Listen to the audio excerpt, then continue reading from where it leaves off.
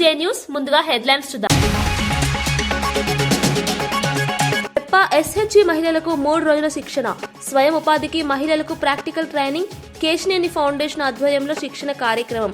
గ్రామీణ మహిళల ఆర్థికాభివృద్ధికి కొత్త అవకాశాలు.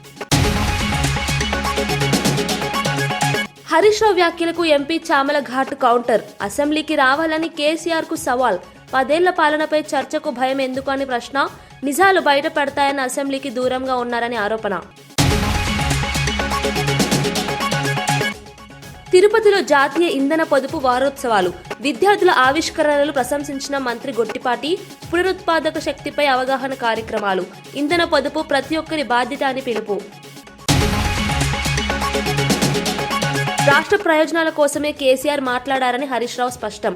గ్లోబల్ వేదికలపై కేసీఆర్ పాలనకు ప్రశంసలు వచ్చాయని వెల్లడి. తెలంగాణ అభివృద్ధి నమూనాకు ప్రపంచ స్థాయిలో గుర్తింపు ఉందని వ్యాఖ్య. రాజకీయ విమర్శల వెనుక అసూయ మాత్రమే ఉందన్న హరీష్ రావు. చిన్నపిల్లలతో రాజకీయ ఫ్లెక్సీలు బాధ్యతారహిత్యమన్న అనిత. వైఎస్ఆర్సీపీ రాజకీయాలపై హోంమంత్రి అనిత ఆగ్రహం. రాజకీయ లాభాల కోసం పిల్లల వినియోగం తప్పు అని వెల్లడి. ప్రజల భద్రతే ప్రభుత్వ ప్రథమ లక్ష్యమని వ్యాఖ్య.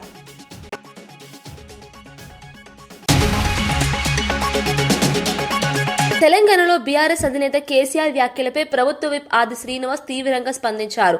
10 ఏళ్ల పాటు రాష్ట్రాన్ని పాలించి ప్రజలను నిరాశపరిచిన కేసీఆర్ ఇప్పుడు మళ్లీ రాజకీయాల్లో యాక్టివ్ అవుతాననడం హాస్యాస్పదమన్నారు.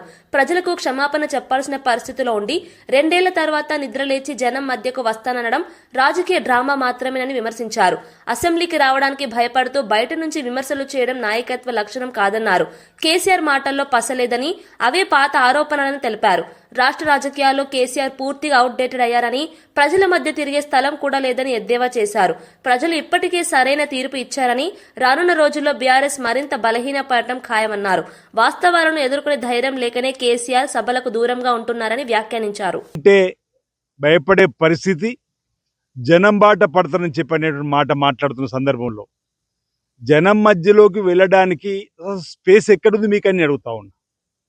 ప్రజల ఆలోచనకు అనుగుణంగా గౌరవ ముఖ్యమంత్రి రేవంత్ రెడ్డి గారి నాయకత్వంలో బ్రహ్మాండంగా పనులు జరుగుతున్న వేళ రాష్ట్ర ఆర్థిక పరిస్థితి 8 లక్షల కోట్ల అప్పుల్లోకి మీ పరిపాలన ద్వారా నెట్టివేయబడ్డప్పటికీ ఈ రాష్ట్రాన్ని ఒక గాడిలో పెట్టి ప్రతినిత్యం 18 గంటలు కష్టపడుతూ మా ముఖ్యమంత్రి గారు రాష్ట్రాన్ని ముందుకు తీసుకుపోతూ ప్రజలతో ఒక చక్కటి సంబంధాన్ని, బాంధవ్యాన్ని ఏర్పరచుకున్న వేళ 2023లో మీరు చూసారు. ఈరోజు తోలు తీస్తా అని చెప్పిన మాట మాట్లాడుతున్నారు. ఆల్రెడీ మీ తోలు తీస్తే ఎండిపోయింది 2022 ఎన్నికల్లో. అదెందుకు గమనిస్తలేరు అంటున్నాం. లోక్సభ ఎన్నికల్లో 0కే పరిమితమైంది. కంటోన్మెంట్లో 3వ స్థానంలో మీరు ఉప ఎన్నికల్లో జబ్బలు జరిసి జూబిలీస్ ఎన్నికలకు గెలుతామని బొక్కబోర్ల పడ్డారు. ఇటీవల పంచాయతీ ఎన్నికల్లో జూబిలీస్ ఎన్నికల్లో పోలైన ఓట్లలో 51% కాంగ్రెస్ పార్టీకి ఆశీర్వాదం ప్రజలు ఇచ్చినటువంటిది. ఇటీవల పంచాయతీ ఎన్నికల్లో మీరు 20%కే పరిమితం అయిపోయారు. 60% పైన, ఇంచుమించు 65% ఈరోజు ప్రజలు ఆశీర్వదించి కాంగ్రెస్ పార్టీ పక్షాన్ని నిలబడే క్రమంలో కేటీఆర్ తీరు వల్ల, హరీష్ రావు తీరు వల్ల బీఆర్ఎస్ పని అయిపోయిందని చెప్పని బీఆర్ఎస్ పక్షాన్ని మళ్ళీ ప్రజల బాట పడతా అని చెప్పనేటువంటి మాట ఏదో మాట్లాడుతారో అసలు స్పేస్ లేదంటున్నాం. ఎక్కడ కూడా ప్రజలకు ప్రభుత్వం మధ్యలో గ్యాప్ లేదు. ఈ సందర్భంలో మీరేం చేస్తారో మాకు అర్థమవుతలేదు. అసలు అసెంబ్లీకి రమ్మంటే రాకుండా భయపడి ఈరోజు అవాకులు చెవాకులు మాట్లాడే విధంగా అసలు పసలేని ఆరోపణలు, పసలేని మాటలు. కేసీఆర్ గారు అవుట్డేట్ అయినటువంటి పరిస్థితి, బీఆర్ఎస్ పార్టీ అవుట్డేట్ అయినటువంటి పరిస్థితి ప్రజలు మర్చిపోతున్న వేళ మహబూబ్ నగర్ ఎంపీగా ఉండి ఏం చేసిరు మీరు ఆ రోజు? ఆ తర్వాత ప్రభుత్వం వస్తే మహబూబ్ నగర్కి ఏం చేసిరు అంటున్నా. 811 టీఎంసీలు ఉన్న కృష్ణా నదిలో మాకు 300 టీఎంసీలు చాలని చెప్పని సంతకం పెట్టి ఈరోజు కృష్ణా నది జలాలు అప్పనంగా ఆంధ్రాకు కట్టబెట్టింది మీరు కాదా అంటున్నా. గోదావరి జలాలలో నీరు నాపుతని చెప్పి కాళేశ్వరం కట్టి కూలేశ్వరంగా చేసిన సందర్భం మీది కాదా అంటున్నాం. బాగా గుర్తు, రోజా గారి ఇంటి దగ్గరికి వెళ్ళి భోజనం చేసిన తరువాత ఏమన్నాడు? రాయలసీమను రత్నాలసీమగా మారుస్తున్నారు. ఈరోజు కృష్ణా జలాలకు తీరని అన్యాయం చేసింది బీఆర్ఎస్ పార్టీ, కేసీఆర్ గారు. ఫ్యూచర్ సిటీ గురించి కూడా ఈరోజు మాట్లాడే మాటలు మతిలేని మాటలు అంటున్నాం. భావి తరాల ప్రజలకు ఉపయోగపడే విధంగా, భవిష్యత్ తరాల ప్రజలకు ఉపయోగపడే విధంగా, యువతకు ఉపయోగపడే విధంగా, నిరుద్యోగులకు ఉపయోగపడే విధంగా ఫ్యూచర్ సిటీని ఈరోజు నెలకొల్పుతుంటే అది కూడా మీ కళ్ళకి కనిపిపోతే ఎలా అంటున్నా. గ్లోబల్ సమ్మిట్ ద్వారా ఫ్యూచర్ సిటీలో ఏర్పాటు చేసినటువంటిది ప్రపంచ దిగ్గజాలు ప్రపంచ స్థాయి చదువు జరుగుతుంటే దాన్ని కూడా విమర్శించే పరిస్థితి. 5,75,000 కోట్ల పెట్టుబడులు. గతంలో దావోస్కు వెళ్తే 3 లక్షల పైచిలకు పెట్టుబడులు. ఈరోజు తెలంగాణకు ఫ్యూచర్ సిటీకి వస్తున్న క్రమంలో ఈరోజు సహకారం అందించాల్సింది పోయి ఈ విధంగా 2 ఏళ్ల తర్వాత విశాఖపట్నంలో వైఎస్ఆర్సీపీ పార్టీ శ్రేణులు తీవ్ర నిరసన చేపట్టారు. పార్టీ కార్యక్రమానికి అనుమతి ఇవ్వకుండా వీఎంఆర్డీ అడ్డుకుందని ఆరోపిస్తూ రోడ్డుపై బైఠాయించి ఆందోళనకు దిగారు. ప్రజాస్వామ్యంలో సభలు సమావేశాలు నిర్వహించే హక్కును కూటమి ప్రభుత్వం కాలరాస్తోందని పార్టీ నేతలు మండిపడ్డారు. అనుమతులు నిరాకరించడం రాజకీయ కక్ష సాధింపులో భాగమని విమర్శించారు. పోలీసులు రంగంలోకి దిగి పరిస్థితిని అదుపులోకి తెచ్చే ప్రయత్నం చేశారు. ఈ సందర్భంగా ట్రాఫిక్ కు అంతరాయం ఏర్పడింది. ప్రభుత్వం అధికార దుర్వినియోగానికి పాల్పడుతోందని, ప్రజాస్వామ్య గొంతులను అణిచివేయాలని చూస్తోందని వైఎస్ఆర్సీపీ నాయకులు ఆరోపించారు. ఇటువంటి చర్యలను ప్రజలు గమనిస్తున్నారని హెచ్చరించారు. రానున్న రోజుల్లో మరింత ఉధృతంగా ఉద్యమాలు చేపడతామని పార్టీ శ్రేణులు స్పష్టం చేశాయి.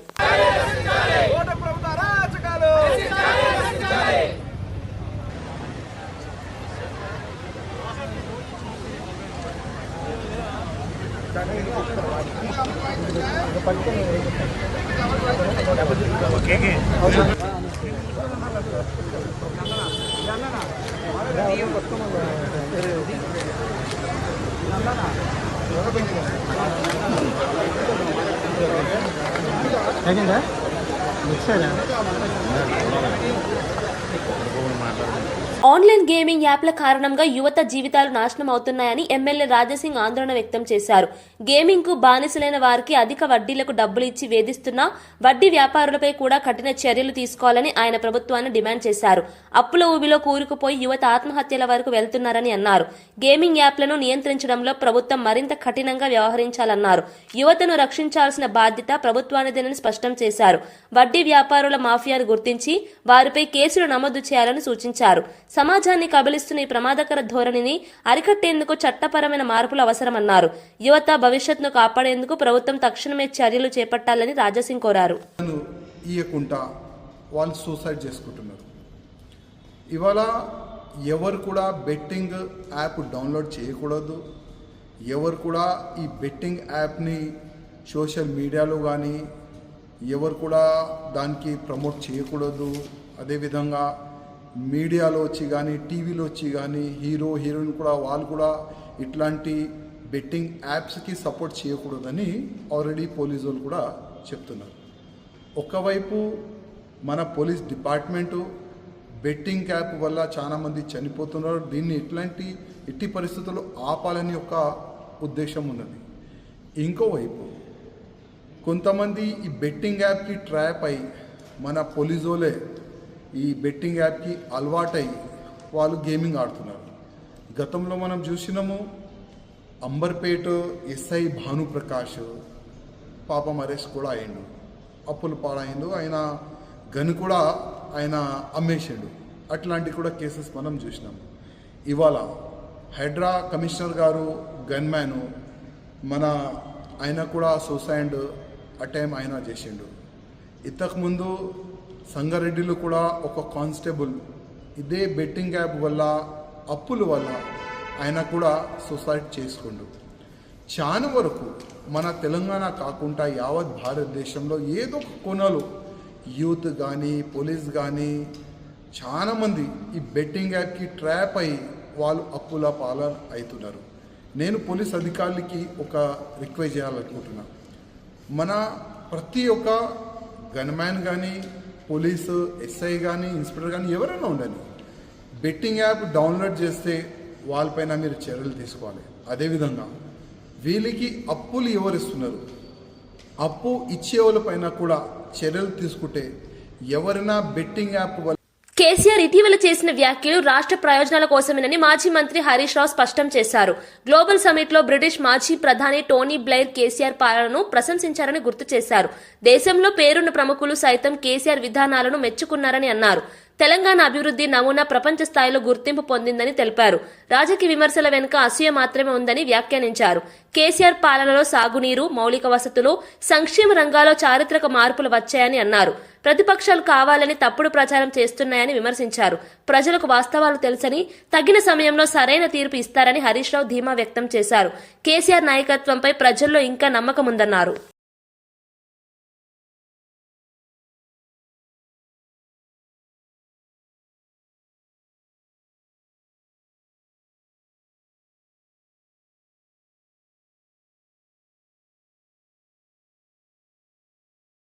మాకు ఈ 299 పేరిట అన్యాయం జరిగింది. మాకు సెక్షన్ 3 కింద వెంటనే కృష్ణా నదీ జలాలు పునః పంపిణీ చేయండి. రాష్ట్రం ఏర్పడ్డ 42 రోజుల్లో ఢిల్లీకి పోయి పోరాడిన నాయకుడు KCR. That is his commitment. డిపిఆర్లు వాపస్ తెచ్చిన వాళ్ళు మీరు, ఢిల్లీకి పోయి సెక్షన్ 3 కోసం పోరాడింది కేసీఆర్. కేసీఆర్ సంతకం పెట్టిండు, ఆడబెట్టిండు చూపి నాకు.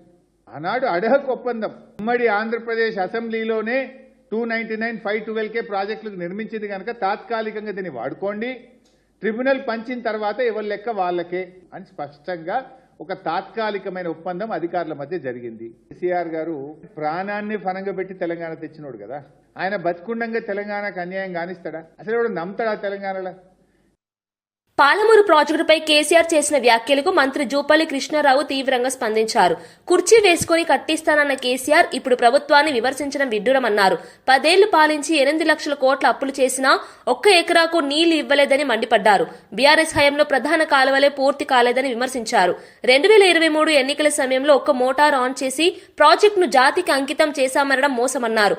నీటి కేటాయింపులు, అనుమతులు లేకుండా ప్రాజెక్టు ఎలా అంకితం చేస్తారని ప్రశ్నించారు. కోసం కాదని తాగునీటి కోసమే సుప్రీంకోర్టులో పిటిషన్ వేసిన చరిత్ర ప్రజలకు తెలుసన్నారు. నిజాలు బయటపడతాయనే భయంతోనే కేసీఆర్ అసెంబ్లీకి రావడం లేదని జూపల్లి వ్యాఖ్యానించారు. జూబ్లీహిల్స్ ఉప ఎన్నికలో కేటీఆర్ ఏం మాట్లాడిండు? జూబ్లీహిల్స్ ఉప ఎన్నిక రెఫరెండం అన్నాడు. 2 సంవత్సరాల కాంగ్రెస్ పరిపాలనకు, రేవంత్ రెడ్డి పరిపాలనకు రెఫరెండం అన్నాడు. అంటే ప్రజలు ఆ ప్రజాభిప్రాయం చెప్పబోతా ఉన్నారు, ప్రజల తీర్పు చెప్పబోతా ఉన్నారు. సో ప్రజలు తీర్పు చెప్పిండ్రు. అంటే స్పష్టంగా కేటీఆర్ హరీష్ రావు చేస్తున్నటువంటి తప్పుడు ఆరోపణలు చెప్పని ప్రజలు తీర్పిచ్చారు. మళ్ళీ గడిచిన 2-3 రోజుల కింద జరిగినటువంటి స్థానిక సంస్థల సర్పంచ్ ఎన్నికల్లో కూడా బీఆర్ఎస్ పార్టీ, బీజేపీ పార్టీ 2 కలిసి పోటీ చేసినా కూడా 1/3 సీట్లు కూడా రాలే. అంటే 3/1 కూడా సీట్లు రాలే బీఆర్ఎస్ పార్టీకి. అంటే వాళ్ళ యొక్క పార్టీ ప్రతిష్ట అనేది పూర్తిగా పార్టీ కంప్లీట్గా బలహీనమైంది అనేది కేసీఆర్కి అర్థమై గడిచిన 2 సంవత్సరాల్లో కేటీఆర్ హరీష్ రావు అంటే కొడుకు అల్లుడు అందరు కలిసి ఏం చేసినా పార్టీ మొత్తం దిగజారిపోతూ ఉంది. పార్టీ ప్రతి దిగజారిపోతూ ఉంది. కాపాడుకోవాలి, కనీసం కొద్దిగా ప్రతిష్ట కాపాడుకోవాలని దానిలో భాగంగానే బయటకు వచ్చింది తప్ప పాలమూరు ప్రాజెక్టు కాదు, గాడిగుడ్డు కాదు, ఇంకోటి ఏమీ కాదు. 100% వాస్తవంగా ఆయన పాలమూరు ప్రాజెక్టు గురించి మాట్లాడుతూ ఉన్నాడు. అసలు మీరందరూ గమనించారు, 2014 కేసీఆర్ ఆనాడు బీఆర్ఎస్ పార్టీ ప్రభుత్వ అధికారికి వచ్చిన తర్వాత 2015లో పాలమూరు ప్రాజెక్టును కుర్చీ వేసుకుని కట్టిస్తా, పూర్తి చేస్తా అని మాట్లాడాడు. మరి 2014 నుంచి 2023 తిరుపతిలో జాతీయ ఇంధన పొదుపు వారోత్సవాల్లో మంత్రి గొట్టిపాటి రవి పాల్గొన్నారు. ఏపీ ఎస్పీ డీసీఎల్ ఆధ్వర్యంలో నిర్వహించిన ఎనర్జీ ఎగ్జిబిషన్ ను ఆయన సందర్శించారు. ఈ సందర్భంగా విద్యార్థులు రూపొందించిన నూతన ఆవిష్కరణలను మంత్రి ఆసక్తిగా తిలకించారు. పునరుత్పాదక శక్తి, స్మార్ట్ ఎనర్జీ వినియోగంపై విద్యార్థులు వివరించగా మంత్రి ప్రశంసించారు. పీఎం సూర్యఘర్, కుసుమ్ పథకాలు, స్మార్ట్ మీటర్ల ప్రాజెక్టులను అభినందించారు. ఇంధన పొదుపు ప్రతి ఒక్కరి బాధ్యత అని మంత్రి అన్నారు. భవిష్యత్ తరాలకు శుభ్రమైన శక్తిని అందించేందుకు ఇలాంటి కార్యక్రమాలు దోహదపడతాయని పేర్కొన్నారు. విద్యార్థుల్లో తను ప్రోత్సహించాల్సిన అవసరం ఉందన్నారు. రాష్ట్రంలో ఎనర్జీ ఎఫిషియన్సీ పెంచేందుకు ప్రభుత్వం కట్టుబడి ఉందని మంత్రి గొట్టిపాటి స్పష్టం చేశారు. ఈ మధ్య కొత్తగా మనం ప్రభుత్వ అధికారంలోకి వచ్చిన తర్వాత ఇళ్ల మీద కూడా 20 లక్షల సోలార్ పిఎం సూర్య గారి ద్వారా చేయాలనే కార్యక్రమం. అదేవిధంగా వ్యవసాయానికి పిఎం కుసుమ్ ద్వారా అగ్రికల్చర్ పంప్ సెట్లు పెట్టి వీటన్నిటి ద్వారా ఎనర్జీ సేవ్ చేయాలి, ప్లస్ పొల్యూషన్ లేకుండా ఉండాలనే ఉద్దేశంతో వాళ్ళు ఈ కార్యక్రమాలన్నీ కూడా చేస్తున్నాం. వాళ్ళు చాలా పెద్ద ఎత్తున స్కూల్స్ నుంచి వచ్చి పిల్లలు కూడా పార్టిసిపేట్ చేశారు. నేను, సిఎండి గారు, మన ఎమ్మెల్యేస్ అందరం కూడా వచ్చి పిల్లలతోటి దాదాపు గంట నుంచి వాళ్ళతో స్పెండ్ చేసి వాళ్ళు చేసిన కార్యక్రమాలన్నీ కూడా చూసి ఏ విధంగా చేశారని చూసి వాళ్ళు కూడా చాలా బ్రహ్మాండంగా చేశారు. 8th క్లాస్ 9th క్లాస్ చదువుతున్న పిల్లలు కూడా ఎనర్జీ సేవింగ్ మీద అవగాహన పెరగటం అనేది చాలా సంతోషకరమైన విషయం. ఇట్లాంటి అన్ని చోట్ల జరగాలి, అన్ని స్కూల్స్లో కూడా మరింత ఎక్కువగా జరగాలని చెప్పి కోరుకుంటాం. కంపెనీలు ఎవరు కొనసాగుతాం చాలా పారదర్శకంగా 5 స్టార్ ట్రాన్స్ఫార్మర్లు నాణ్యతతో కూడినవి మాత్రమే ఈ ప్రభుత్వం కొనుగోలు చేసింది. రేట్లు కూడా గత ప్రభుత్వంలో కొనుగోలు చేసిన రేట్లకి ఈ ప్రభుత్వం కొనుగోలు చేసే రేట్లకి ప్రతి ట్రాన్స్ఫార్మర్ కానీ పోల్స్ కానీ అన్నిటిని కూడా మీరు చూడండి, చాలా పారదర్శకంగా ఈ ప్రభుత్వం చేస్తుంది. ఈ ప్రభుత్వం ఎనర్జీ సేవింగే కాదు, మనం కరెంటు కూడా తక్కువ రేటుకు రైతులకు అందించాలనే ఉద్దేశంతో, రైతులు కానీ ప్రజలు కానీ అందించాలనే ఉద్దేశంతో ఈ సంవత్సరం 13 పైసలు తగ్గించామన్నమాట. ఈ సంవత్సరం దేశ చరిత్రలో ఎక్కడ కూడా 13 పైసలు కరెంటు తగ్గించిన చరిత్ర ఎక్కడ లేదు. మనమే తగ్గించాం. గత ప్రభుత్వంలాగా ఎట్లా పడితే అట్లా ఎనర్జీని కొనుగోలు చేసి బయట నుంచి కొనుగోలు చేసి విపరీతమైన భారం వేశారు. మేము ఎక్కడ కూడా ఎనర్జీని కొనుగోలు విపరీతంగా తగ్గించేసాం.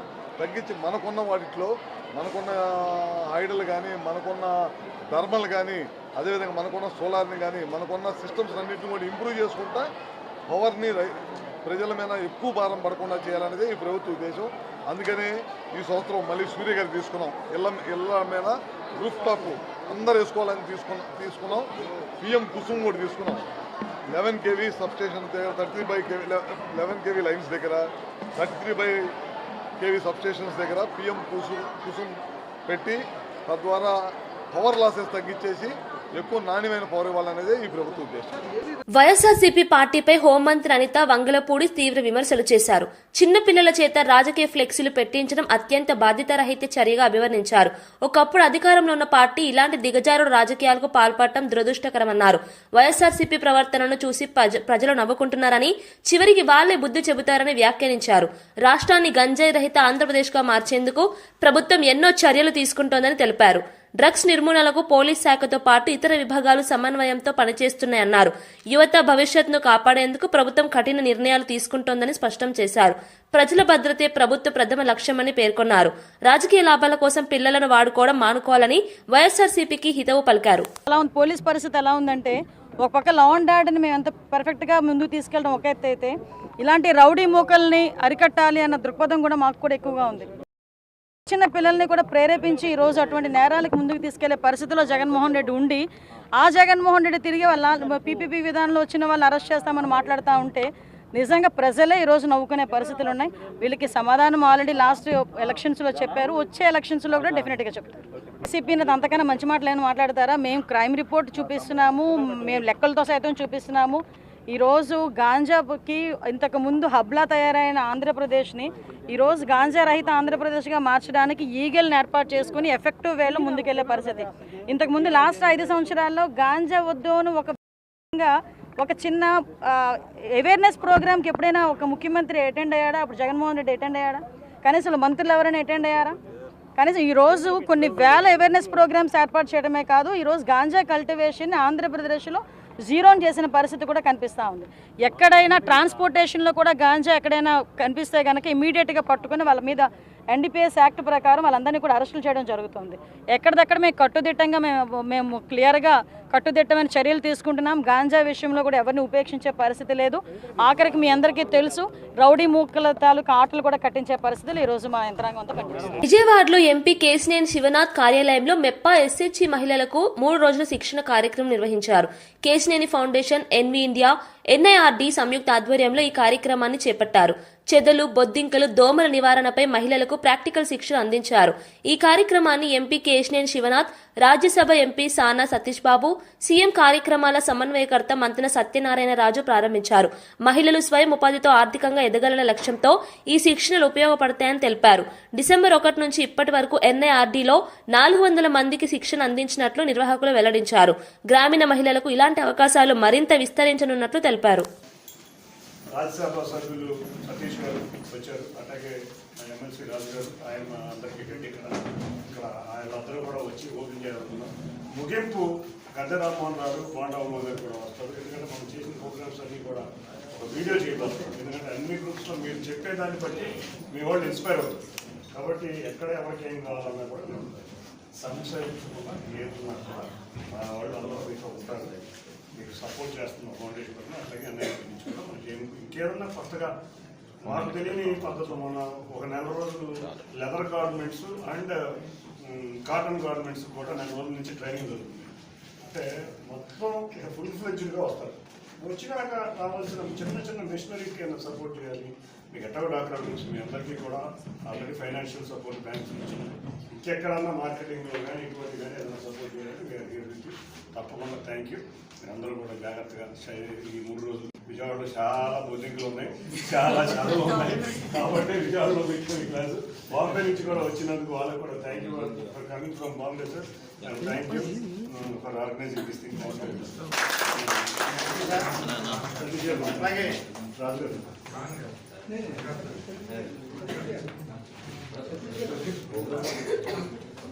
గారు మీరు చెప్పిన అలాగే మన ఎన్ఐఆర్డి శిక్షణ ఇవ్వడం జరిగింది పేరు పరిశ్రమ మీద.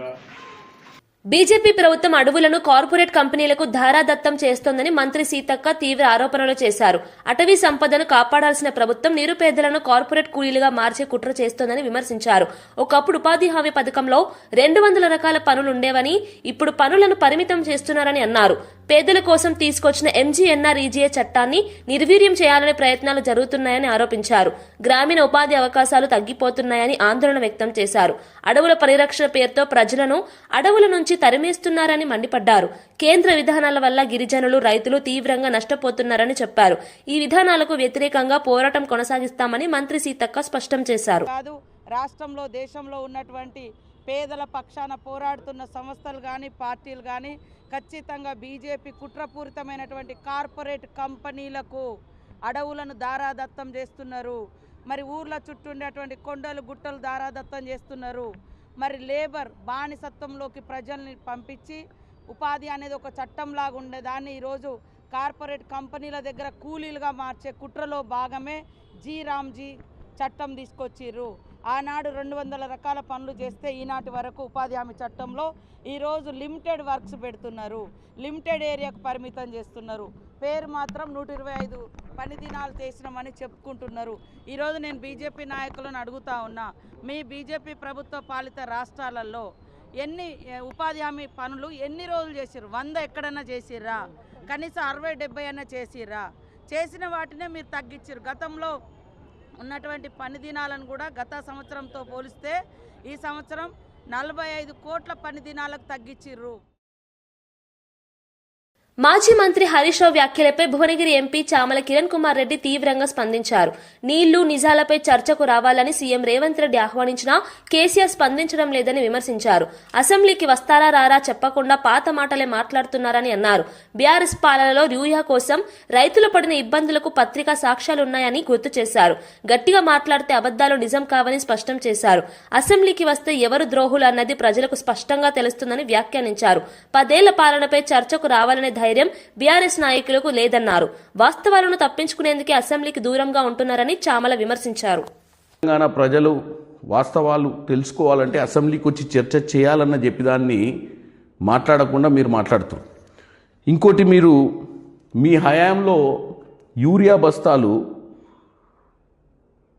ఆటో వారికి ఫోన్ చేసి ఇంటికి తెచ్చి ఇచ్చిపోయేటోళ్ళని చెప్తారు. అంటే మీరు ఏదో నోరుంది కదా మాట్లాడితే గతంలో మీ హయాంలో ఏం జరిగిందో మర్చిపోతారని మీరు అనుకుంటారు. వాస్తవంగా నేను చెప్తున్నా, మీ హయాంలో మీరు ఒకసారి చూడండి, మీ హయాంలో ఈ యూరియా కోసం బారులు తీసి లైన్లో నిలబడ్డది 2020లో.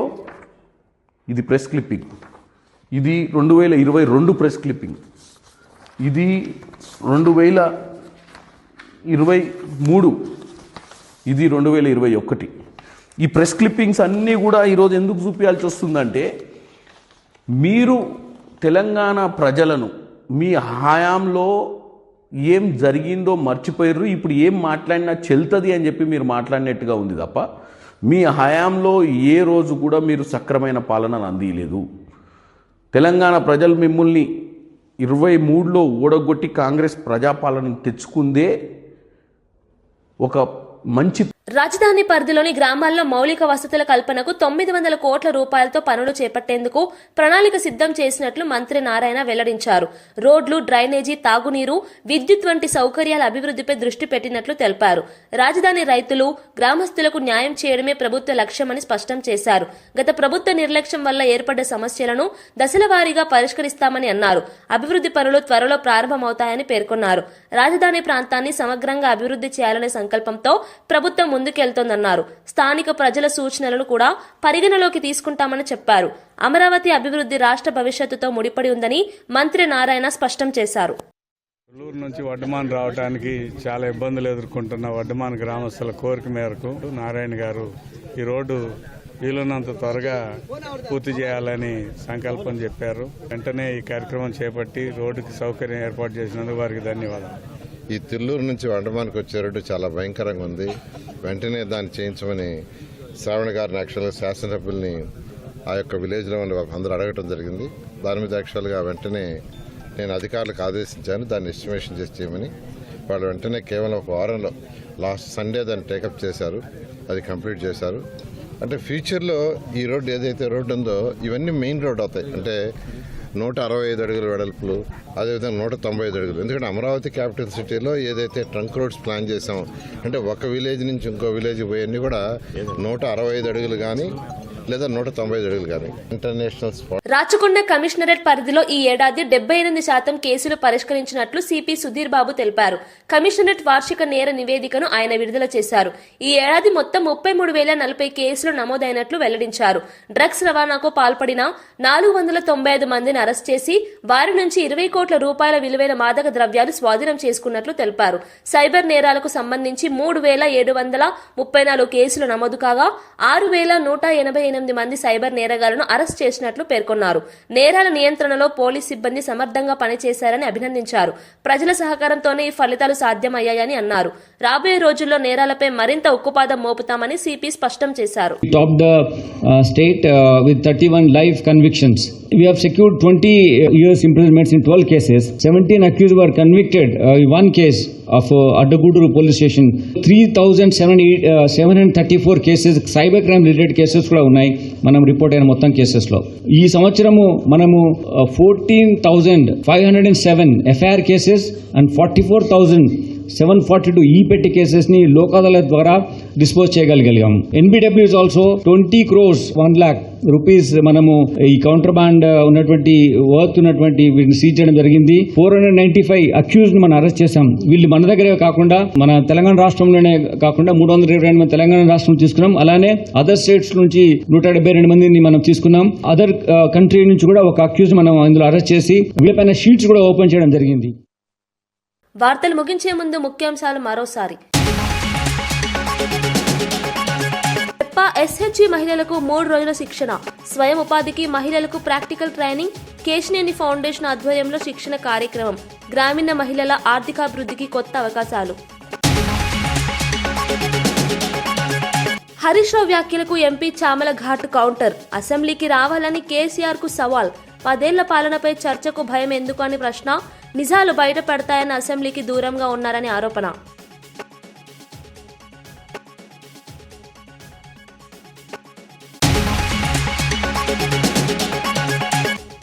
తిరుపతిలో జాతీయ ఇంధన పొదుపు వారోత్సవాలు, విద్యార్థుల ఆవిష్కరణలు ప్రశంసించిన మంత్రి గొట్టిపాటి, పునరుత్పాదక శక్తిపై అవగాహన కార్యక్రమాలు, ఇంధన పొదుపు ప్రతి ఒక్కరి బాధ్యత అని పిలుపు.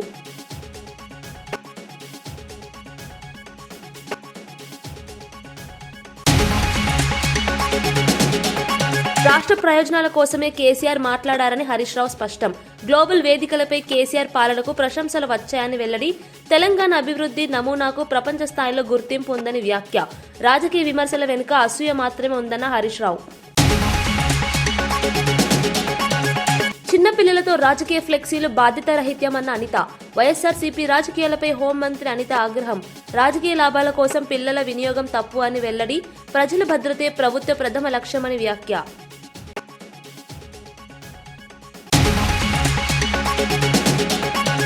ఇవి ఈనాటి వార్తా విశేషాలు. మరో బులెటిన్లో మళ్ళీ కలుద్దాం. నమస్కారం.